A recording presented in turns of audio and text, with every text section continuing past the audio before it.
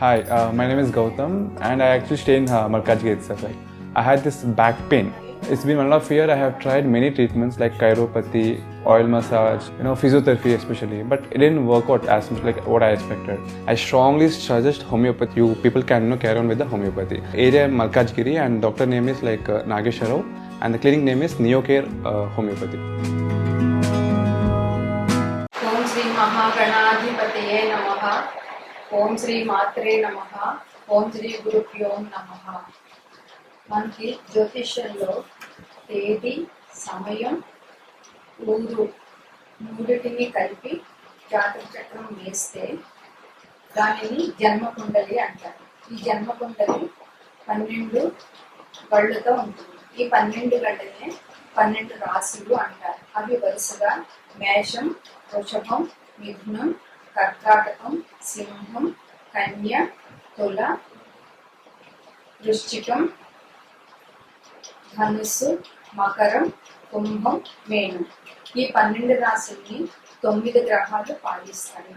అవి రవి, చంద్రుడు, కుజుడు, శుక్రుడు, బుధుడు, గురువు, శని, రాహువు, కేతువు. ప్రతి గ్రహం ఒక్క రాశిలో కొంత నియమిత కాలం ఉంటుంది. రవి 1 నెల ఉంటాడు, చంద్రుడు 2.5 రోజులు ఉంటాడు, బుధుడు 1 నెల ఉంటాడు, కుజుడు 45 రోజులు ఉంటాడు, శుక్రుడు 1 నెల రోజులు ఉంటాడు, గురువు 1 సంవత్సరం ఉంటాడు, శని 2.5 సంవత్సరాలు ఉంటాడు, రాహుకేతువులు 18 నెలలు ఉంటారు. మే 1వ తారీఖు మధ్యాహ్నం 1 గంటకి గురువు మేషరాశి నుంచి వృషభ రాశిలోకి సంచారం ప్రారంభించాడు. గురువు జీవకారకుడు. వృషభ రాశిలో గురు సంచారం వల్ల 12 రాశుల వారికి ఎటువంటి ఫలితాలు వస్తాయి అన్నది ఈరోజు చర్చించుకుంటున్నాం. కర్కాటక రాశి. ఈ రాశి వారికి గురువు 11వ స్థానంలో సంచారం అంటే ఏకాదశి స్థానం చాలా మంచిది. గురువు తామ్రమూర్తిగా మిశ్రమ ఫలితాలు ఇస్తున్నారు. గురువు 11వ ఇంట్లో సంచారం వల్ల బంధుమిత్రుల సహాయ సహకారాలు ఉంటాయి. స్నేహితుల వల్ల వీరికి చాలా ఉపకారం ఉంటుంది. రావాల్సిన ధనం అంతా చేతికి అందుతుంది. శత్రువుల మీద విజయం సాధిస్తారు. గురు దృష్టి తృతీయం మీద ఉండడం వల్ల సోదరీమణుల సహాయ సహకారాలు బాగుంటాయి. సోదరీమణుల ఆర్థికంగా అభివృద్ధి ఉంటుంది. ఉన్నత విద్యా ప్రయత్నాలు చేసే వారికి చాలా మంచి సమయం అని చెప్పవచ్చు. విదేశీయానం కూడా వీరికి ఉంటుంది. ఇరుగు పొరుగు వారికి సహాయ సహకారాలు చేస్తారు. వీరికి మంచి అభివృద్ధి ఉన్నది. ఇరుగు పొరుగు వారి సహాయ సహకారాలు వీరికి బాగా అందుతాయి. వీరు మిశ్రమ ఫలితాలు, శుభ ఫలితాలు బాగానే పొందుతారు. సంతానంలో ఎదుగుదల ఉంటుంది. మంచి ఆలోచన, మంచి మంత్రసిద్ధి, భాగస్వామి సహకారం, సమాజంలో గౌరవం, కీర్తి ప్రతిష్టలు ఇనుమడించడం ఉంటాయి. ఒక రకంగా చెప్పాలంటే కర్కాటక రాశి వారికి గురువు ఏకాదశంలో సంచారం చాలా అనుకూలమని చెప్పవచ్చు. గురుచరిత్ర పారాయణ చేసినట్లయితే వీరికి ఇంకా చాలా మంచిగా ఉంటుంది. గోచార గురువు వివిధ రాశులలో ప్రతికూలమైనటువంటి ఫలితాలను ప్రభావం తగ్గడానికి గురుగ్రహ పరిహారాలు ఏం చేయాలంటే గురుగ్రహ జపం 16,000 చేయాలి. హైగ్రీవ మంత్రం చదవడం, దత్తాత్రేయ వజ్ర కవచం, మేధా దక్షిణామూర్తి స్తోత్ర పారాయణం, హైగ్రీవ స్తోత్రం, రాఘవేంద్ర స్వామి స్తోత్రం చేయాలి. ప్రతి నెల ఒక్కసారి దక్షిణామూర్తికి అభిషేకం చేయించాలి. గణపతి హోమం, దక్షిణామూర్తి హోమం పసుపు కొమ్ములతో, గురుగ్రహ మంత్రం రుద్రహోమం, సంతానం కోసం సంతాన పాశుపత హోమం, లక్ష్మీ హైగ్రీవ మంత్రంతో హోమం చేయొచ్చు. దానం గురువారం రోజు శనగలు కానీ తీపి పదార్థాలు కానీ మెంతులు, బెల్లం, పసుపు, అరటి పండ్లు, మామిడి పండ్లు, పసుపు వస్త్రాలు, గోవు, పసుపు కొమ్ములు మొదలైనవి దానం చేయడం వల్ల వీరికి ప్రతికూల పరిస్థితులు కొంచెం వరకు తగ్గుతాయి. దత్తాత్రేయ స్వామి, శ్రీ సాయిబాబా, హయగ్రీవ స్వామి, హనుమంతుడు, దక్షిణామూర్తి వీరి పూజలు చేయడం వల్ల మంచి అవకాశాలు ఉంటాయి. నమస్కారం.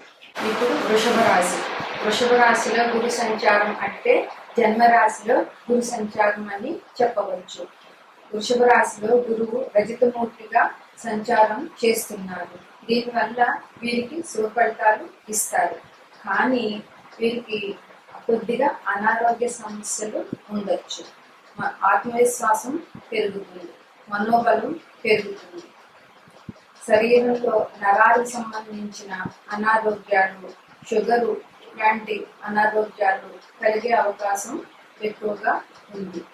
గురువు మే 5 నుండి జూన్ 3 వరకు, మళ్ళా తిరిగి అక్టోబర్ నుండి ఫిబ్రవరి వరకు వక్రించి స్థితి ఉన్నది.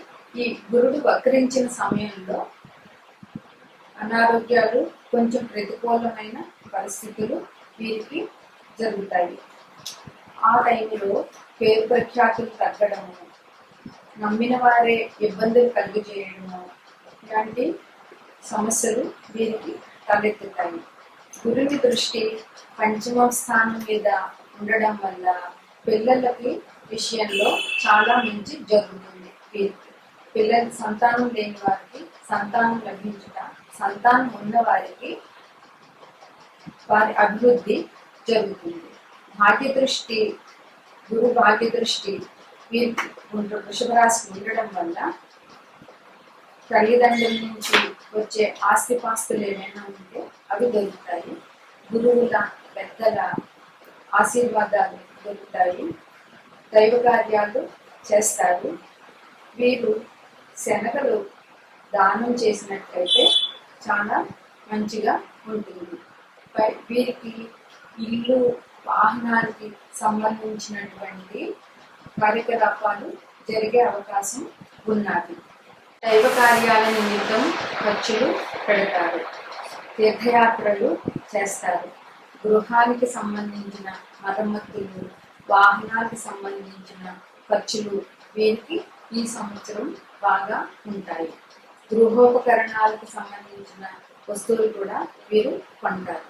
గురుడు వక్రించిన సమయంలో అంటే మే 5వ తారీఖు నుండి జూన్ 3వ తారీఖు వరకు, తిరిగి అక్టోబర్ నుండి 25వ సంవత్సరం 2025 ఫిబ్రవరి వరకు వక్రించిన సమయంలో ఇతరులచే మాటలు పడడం, ప్రమోషన్లలో వాయిదాలు, ఉద్యోగంలో స్థానచలనం లేదా ఉద్యోగంలో మార్పులు ఇవన్నీ జరిగే అవకాశం ఉంటుంది. అనాలోచిత నిర్ణయాల వల్ల వీరు ఇబ్బందులు పడతారు. సహాయ సహకారాలు లోపిస్తాయి. భాగస్వామి సహకారం తక్కువగా ఉంటుంది. జీవిత భాగస్వామితో పట్టుదలలు, కోపతాపాలు జరిగే అవకాశం ఉంటుంది. ఆరోగ్య సమస్యలు ఉంటాయి.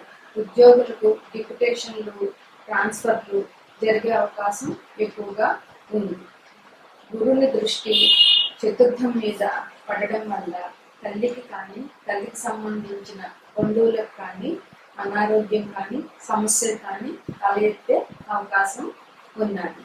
అష్టమ స్థానం మీద గురుదృష్టి ఉండడం వల్ల ఆకస్మిక ధన నష్టం, ఆకస్మిక ప్రమాదాలు జరిగే అవకాశం ఉన్నది. ఖర్చులు ఉన్నా కానీ ధనం సరిపడా చేతికి అందుతుంది. ఈ రాశి వారు శనగలు దానం చేసిన, గురుచరిత్ర పారాయణం చేసిన చాలా మంచిది. రావి చెట్టుకు 11 ప్రదక్షిణాలు చేసినట్లయితే వీరి ఇబ్బందులు కొంతవరకు తగ్గుతారు.